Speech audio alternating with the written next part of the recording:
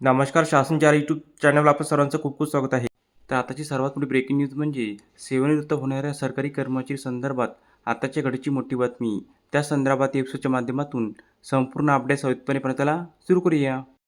राज्यातील राष्ट्रीय पेन्शन योजनेअंतर्गत कार्यरत कर्मचाऱ्यांना दिनांक 31 मार्च 26पर्यंत पेन्शन विकल्प सादर करण्याची अंतिम मुदत देण्यात आली आहे. त्यामुळे राज्यात NPS कर्मचाऱ्यांना कोणत्या पेन्शन योजनेचा विकल्प द्यावा याकरता संभ्रम निर्माण झालेला आहे. तज्ज्ञांच्या मते काही प्रकरणी दोन्ही पेन्शन प्रणाली फायदेशीर ठरणार आहे. सेवा अधिक असल्यास ज्या कर्मचाऱ्यांची सेवा अधिक आहे अशा कर्मचाऱ्यांना UPS पेन्शन प्रणालीपेक्षा NPS प्रणालीमध्ये अधिक आर्थिक लाभ मिळणार आहे. त्यामुळे NPS प्रणालीमध्येच कायम राहावे असे तज्ज्ञांचा सल्ला आहे. परंतु राष्ट्रीय पेन्शन योजनेमध्ये कौटुंबिक पेन्शनची हमी नाही तर UPSमध्ये कर्मचाऱ्याच्या पश्चात वारसांना कुटुंब निवृत्ती वेतन मिळेल. यामुळे UPS पेन्शन योजनेमध्ये कौटुंबिक पेन्शनची सुविधा मिळणार आहे.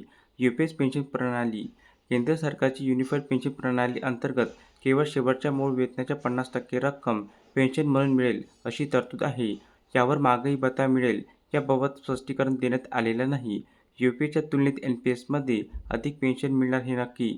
तर अशा प्रकारे सरकारी कर्मचारी संदर्भात अतिशय महत्त्वपूर्ण अपडेट या एपिसोडच्या माध्यमातून आपण पाहिली आहे. तर हा व्हिडिओ आपल्याला आवडला असेल तर चॅनलला नक्की सबस्क्राईब करा, लाईक करा, कमेंट करा आणि निश्चित नवीन नवीन अपडेट मिळण्यासाठी शासनाच्या यूट्यूब चॅनलला सबस्क्राईब करायला अजिबात विसरू नका. धन्यवाद.